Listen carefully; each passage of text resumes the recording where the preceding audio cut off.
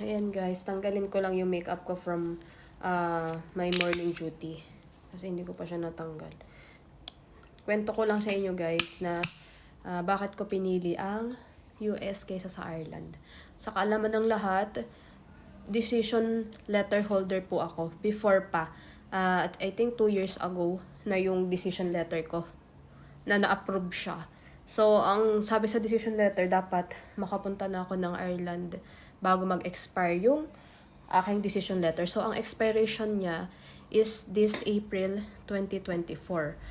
But sa kaalaman ng lahat is nandito pa rin ako sa Dubai and nag-experience pa rin ako sa emergency sa isang hospital dito.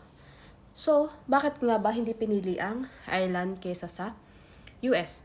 So, first, syempre, mas mataas ang sahod ng US. Second, may mga kamag-anak ako sa isang state sa US na doon kami